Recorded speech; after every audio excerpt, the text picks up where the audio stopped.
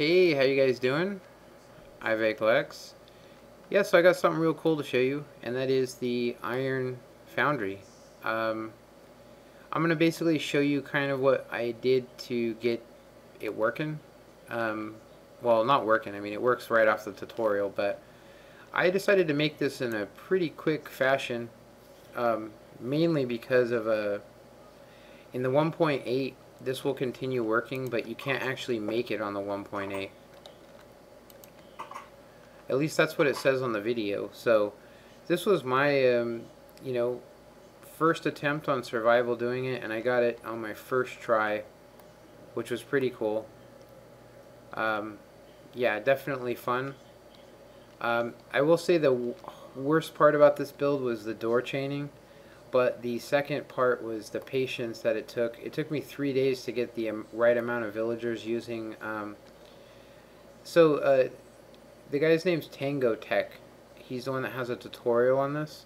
I followed his tutorial, and then he has some other videos on how you can make an infinite villager breeder, and that's what this is.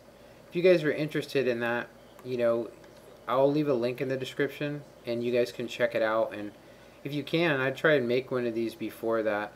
Now this stuff right here, this was what he had recommended, which was to build your spawning chamber, get your villagers in place, and then I basically removed 6 doors that were here for my villager breeding station.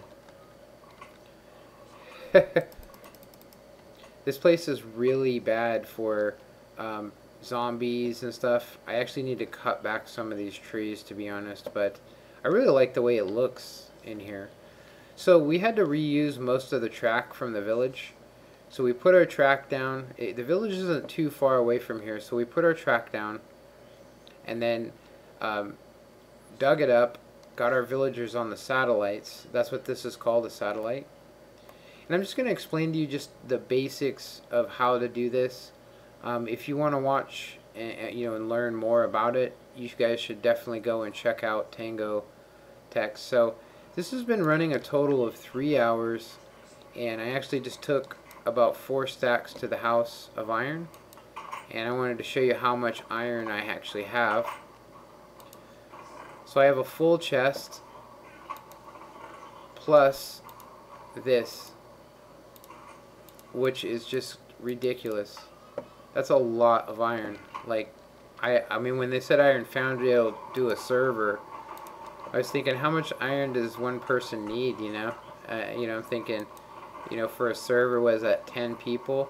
This is way more than we can use. Seriously, I'm gonna have to make some kind of storage system underneath this and put, so that it can link up like 12 chests, which is probably what I'm gonna do. Is just basically from this chest, just basically take this down 10 blocks and have a good 10 chests to make sure that overnight I don't lose, it doesn't back up the system, because yeah. So I'm gonna just give you guys just a little bit of basics about it, but really you guys should check out the tutorial if you want to really understand. This isn't something you just build and you just throw some doors and then you get your villagers and it works. It's not like that at all. That platform over there, it has a villager on it. Now I can actually remove him now, if you can see him. I can remove him now, but I'm not gonna. I'm gonna leave this here, but that little strip of wood right there is exactly 64 blocks from this door.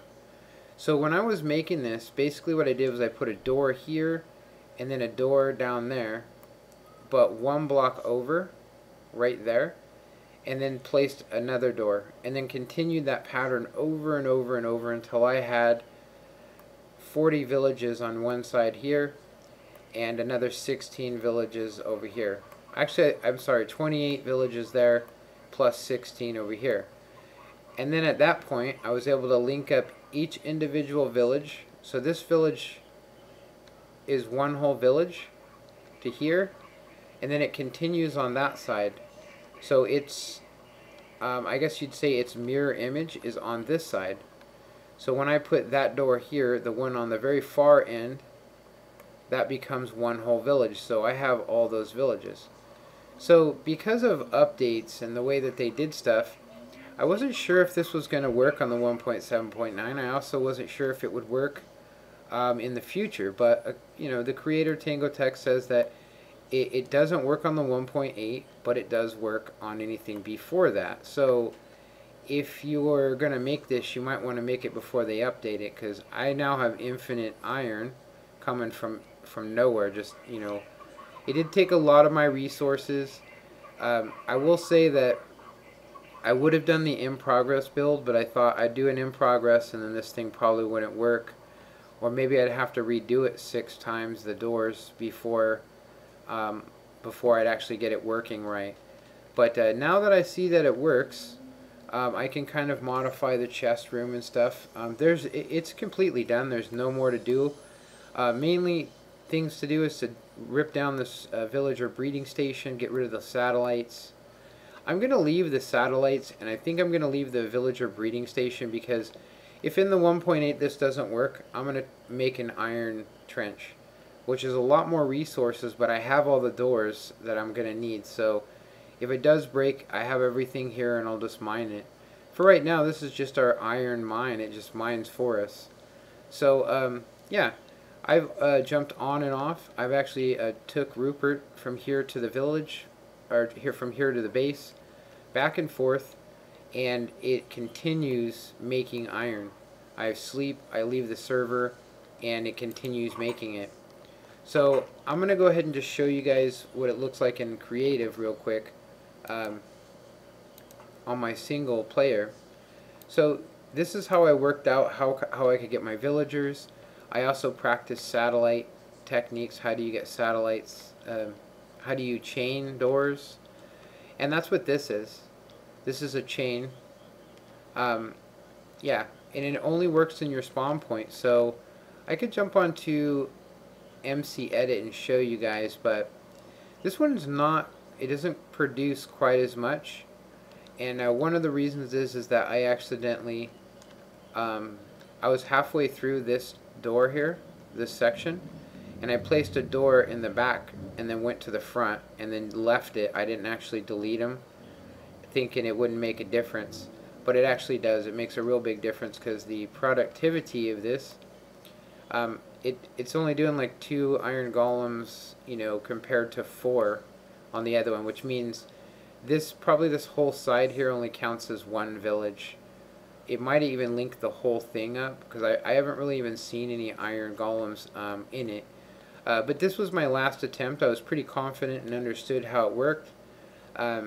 Yeah. Anyway, yeah, there you go. You can see that after a time, it started spawning an iron golem. So I realized by doing this one that the door chaining had to be done perfectly. And you also need to wait a second. Like when you place your door when you're chaining, you have to wait. You can see that I figured out orientations and all that. I used MC Edit and just pasted this on here. The doors were the things that were pretty difficult to figure that out. But anyway, make this a short story. If you guys are interested in looking at this, you can actually download the Iron Foundry video, which is basically from his tutorial that he shows you. And this one works exactly like the one I have on the server, and it also works on single player, which is cool. That means you can shut it off and come back on. I can leave the area and it will continue working. That's one of the coolest things about this. I think the video has like 500,000 views. I mean, I really shouldn't even be promoting it, but definitely cool. It's definitely a cool design, and it does work on a realm, which is really cool. So now that we've covered all that stuff, I was going to talk about the next episode here, which is basically we need a way. So my next episode is basically going to be me making a good and safe way here. Now, I don't know if I want to use any nether portals anywhere near this, So, I mean, I know it's possible, but if I did do another portal, it would have to be way off over there. So that might be the way to go, but I really don't want to go through the nether. So what I'm thinking is, I'm thinking of making a pathway, like a bridged path from here to the village where I can ride a horse safely, not over too heavy terrain, but where we are is actually just outside the normal map.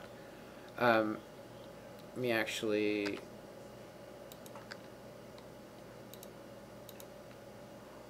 Yeah, we're just outside the lip of that map. So you can see the red over there. That's actually part of what we're looking at. So, yeah, the Foundry is actually built in our spawn point, non-modified spawn point. And, yeah, so it being here, the closest village was 200 blocks away, which is not too bad, but it's about 350 to 500 blocks, I think, to the center of where our base is. So making a nice safe path through the mountains and along the river maybe is the way to go, and then put any kind of bridges we might need. That will actually be the next thing that we do. So anyway, I hope you guys enjoyed this. Comment, like, and subscribe, and let me know what you think of this.